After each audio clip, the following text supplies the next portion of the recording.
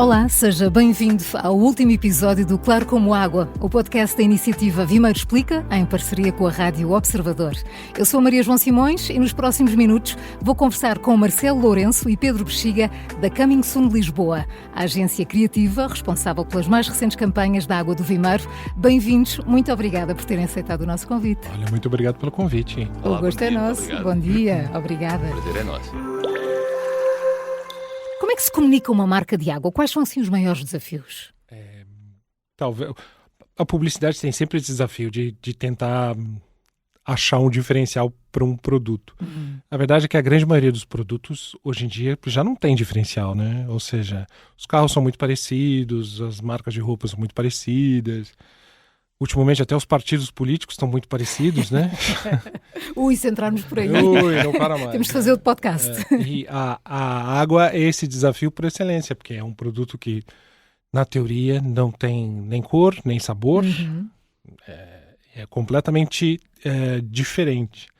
Então, em geral, o que as marcas de água fazem é tentar encontrar um valor emocional, né? Um diferencial de comunicação. Sim.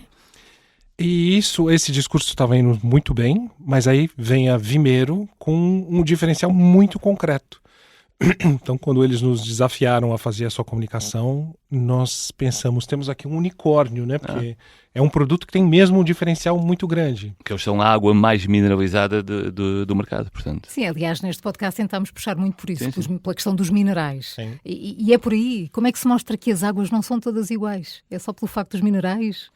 Então, quando a gente diz que uma água é mineral, ela tem que ter minerais. Quando a gente diz que há águas da concorrência que são muito pouco mineralizadas, mas que se consideram águas minerais, não é bem a coisa. Se ela é mineral, quantos mais minerais ela tiver, melhor. Mas como é que se comunica isso, não é? Eu só queria apontar para essa coisa espetacular que o meu sócio diz, que a água mineral tem minerais. É verdade. E é por isso que ele é um expoente da publicidade portuguesa. Comigo é assim, Marcelo. A verdade é que nós fazemos, nós, os publicitários, somos tradutores. Nós tentamos achar e colocar em palavras que as pessoas entendam e prestem atenção informações simples. Como se fossem palavras-chave que Exatamente. as pessoas memorizem, não é? E que identifiquem com aquela marca. E que se interessem, né? Acho que o grande desafio da publicidade hoje em dia é ser relevante. Não só, né? Antes de ser criativo, antes de ser esperto, tem que ser claro. Tem que dizer assim uma coisa muito clara. Claro como a Claro como água. E no caso da Vimeiro, essa informação que é uma água mineralizada, a mais mineralizada, é uma coisa muito fria. O que nós tentamos na campanha foi tentar encontrar o que isso traz de benefício de uma maneira emocional. Desculpa, Marcelo. Aliás, quando o cliente nos disse que uma garrafa de litro e meio de Vimeiro tem o mesmo cálcio que 2 copos de leite, salvo erro, era isto assim, aí as pessoas já entendem. Isto realmente há aqui uma diferença. E aí, claramente, deixam de ser todas iguais as águas. E nós gostamos muito de briefing, né? Que é aquela coisa que nem todos os criativos gostam, que é quando o cliente diz todas as informações, quem é o público-alvo, quais são seus diferenciais. E na nossa primeira reunião ele disse uma coisa que parecia muito simples, que há 3 tipos de público que escolhem Vimeiro por eleição, que são as grávidas, são os sêniors e são os desportistas. E nós achamos que cada um deles tinha uma história. E a nossa primeira campanha, nós escolhemos um público, que são os desportistas, e partindo desse pressuposto que parece mesmo imbatível. Se um desportista que cuida do seu corpo, porque é o seu instrumento de trabalho, escolhe Vimeiro, é porque essa água é muito boa. Claro. E essa foi a nossa primeira campanha. Neste podcast tem mais de 2 dezenas de episódios. Existiram sempre temas e abordagens novas para se falar sobre água. Muita informação que o cidadão comum, o consumidor, desconhecia. Como é que, no vosso caso, a agência escolhe o que deve comunicar sobre a água? Tem a ver com o tal briefing? Tem a ver com o tal briefing. Ou qual é a melhor abordagem? Se é que existe uma melhor abordagem? Sabe que a pergunta que mais nos fazem a nós criativos, agora são 2, né? Que é qual é a ameaça da inteligência artificial? E a primeira é como é que vocês têm as vossas ideias? E tem um processo, mas a maneira de encontrar uma ideia varia sempre de caso para caso. E nós sempre olhamos para o produto, mas também olhamos para o consumidor. O que é que vai interessar o consumidor? O que é que faz a conexão? O que é que cria essa empatia com a marca? E às vezes é preciso encontrar maneiras diferentes de dizer as mesmas coisas. E no caso das águas, Vimeiro tem um posicionamento baseado num benefício muito concreto. Mas no geral as águas não fazem assim. Falamos do raio origem, a frescura, porque é da serra, porque é captada a fundo, etc, etc. Mas o diferencial, como esta água tem, que é ser a mais mineralizada, nem toda a gente tem. Nem toda a gente tem. Fazem diferenciais de comunicação meramente. Sem contar a Evian, a marca francesa, que é um patrimônio, eles têm uma campanha que dura uns 20 anos, talvez. 20 anos, talvez. E eles assinam com Live Young. Eles dizem, beba água, beba Evian e sinta-se mais jovem. Com uma lógica funcional, não é? A água é bom beber água, a água é bom para o organismo, quanto mais água beber, mais saudável fica, portanto rejuvenesce, portanto, Live Young. De facto, a publicidade tem um forte impacto na vida dos consumidores, tanto pode criar mitos que perduram no tempo, como tendências de consumo. Por exemplo, ao longo das 2 temporadas do Claro como Água, abordámos várias vezes a questão do pH alcalino das águas e foi dito várias vezes pelos vários especialistas que não passa de uma moda sem fundamento científico e que reflete apenas os poderes do marketing e da publicidade. A publicidade pode ser perigosa em algumas situações? A publicidade é sempre um reflexo do mundo em que nós vivemos. E a informação e a verdade deixou de ser algo respeitado. Ou seja, a gente vive no tempo das fake news, a gente vive no tempo das pessoas... alternativos, exatamente, os fatos alternativos. Outro dia eu vi uma pessoa a dizer, e dar uma entrevista, ela disse a seguinte frase, os factos não são mais fortes que a minha verdade. E isso é forte, né? E forte e estúpido isso ao mesmo tempo. Muito. E preocupante, não é? E acho que... Mas isso era uma coisa que sempre aconteceu com a publicidade. As pessoas ouviam e diziam, isso é publicidade. Infelizmente, agora elas também dizem, isso é jornalismo. Fake media. Não. Mas também é verdade que uma mentira repetida muitas vezes vira uma verdade. Esse caso em específico de um concorrente da Vimeiro que fez campanhas atrás de campanhas dizendo que o que importa é o pH. Ele acreditou tanto nisso que ele fez campanhas, que ele estampou um selo na embalagem dos seus produtos. E eu que tenho pedras nos rins, ou seja, a água para mim é algo importante, porque uma pedra no rim é um momento traumático na vida de uma pessoa. É mesmo. E, para nossa surpresa, os nossos clientes primeiro disseram, não, essa coisa da pH isso é treta, isso não na é realidade, assim. Eles encontraram o seu diferencial, que é o pH, e decidiram cavalgar nele como se ele fosse uma coisa. Sim, mas depois é preciso muito tempo para desmistificar essa ideia que eles têm o pH daquela maneira, é verdade. Se o alcalino ou o ácido é bom, não, porque o organismo procura ter o pH neutro, naturalmente. Claro. Portanto. É verdade. É possível contar uma mentira só dizendo verdade, né? Ou seja, você nem diz uma coisa que é mentirosa, você anda ali à volta, né? E quando a Vimeiro nos desafiou a fazer uma campanha para desmistificar essa verdade, a única coisa que nos ocorreu tem a ver com essa nossa conversa antes sobre o momento que nós vivemos. Porque nós pensamos, quer dizer que falar sobre o pH e valorizar o pH, e as pessoas que acreditam nisso com toda a fé e com toda a força, é como as pessoas que acreditam nos QAnon, que acreditam no terraplanismo, Exato. que acreditam em unicórnio. E a nossa campanha foi mostrar o quão ridículo é acreditar em algo sem comprovação científica. E era toda falando sobre as pessoas que acham que a Terra é plana. Acreditam nisso, não importa o que você fale, elas vão continuar falando. Então vamos a provas, não é? Então, vamos a dados. Pedro, Marcelo, eu tenho que vos perguntar, como é que é o processo criativo? De onde vem a inspiração para as campanhas? Essa é a pergunta de $1 milhão. Nós próprios não sabemos. Eu sou zero criativa. Nós próprios não sabemos. Eu gostaria de responder isso com fatos. mas as coisas variam muito. Variam muito. Há um processo, né? Também. Há um processo. Acho que a primeira parte é conseguir toda a informação possível.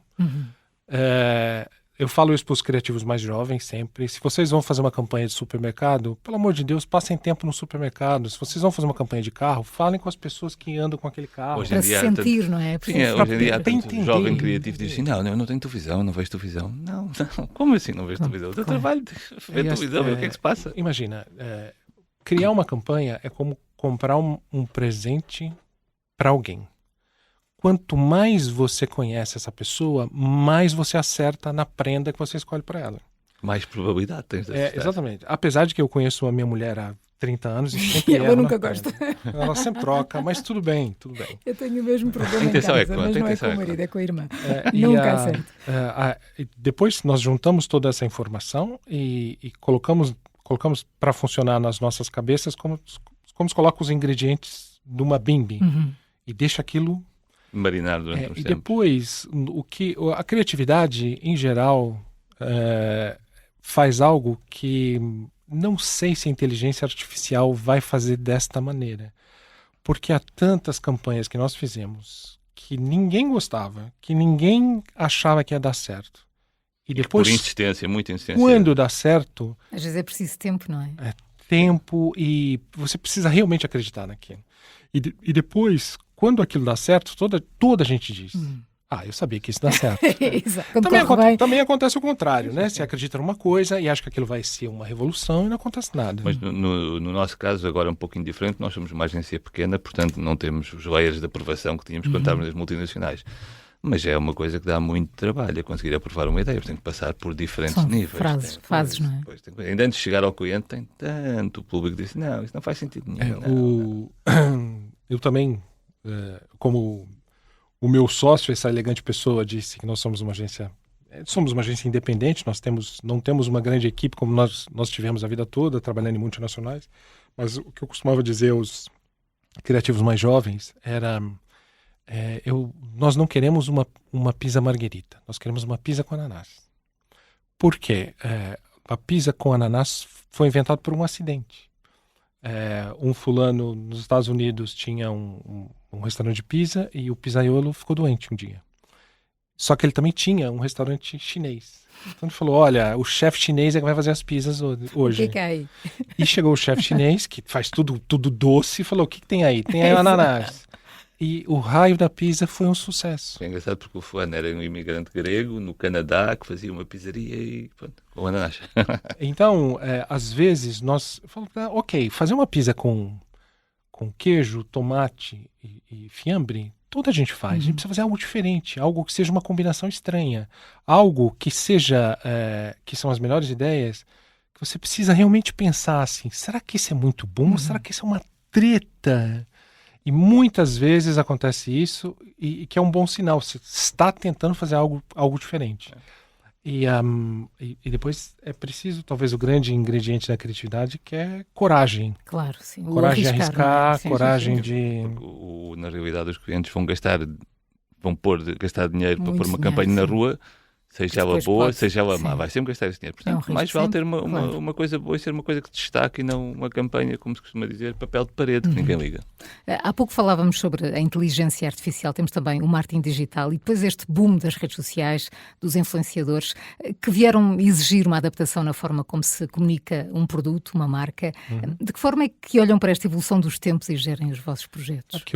São tudo coisas cíclicas, né? Sim, acho que os influenciadores são essa nova tendência, que na verdade é uma velha tendência, né? Porque os influenciadores nada mais são do que os atores ou pessoas famosas que sempre se contratou para aparecer na publicidade. 9 em cada 10 estrelas de cinema usam o sabonete Lux. O que os influenciadores fazem, eles são não só são só protagonistas, mas eles também são a mídia.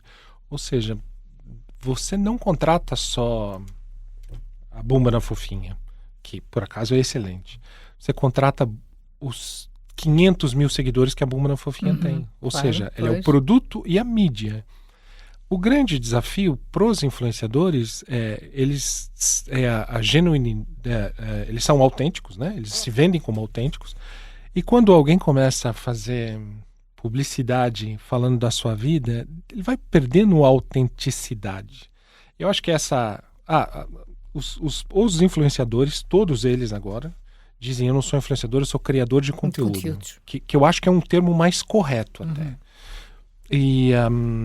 Mas mesmo a dificuldade para os próprios influenciadores é conseguirem ser relevantes e as pessoas não pensarem assim: fulano está a aproveitar tudo o que lhe aparece, vende tudo e mais alguma coisa, está há 6 meses na berra e depois acaba, não é? Os influenciadores que se mantêm, como a Bomba da Fofinha, como outros, são gente que evoluíram, que evoluíram, que têm critério e que não aceitam toda qualquer coisa. Claro, e que acompanharam, sim. Que isso compromete o seu público e as pessoas deixam de acreditar.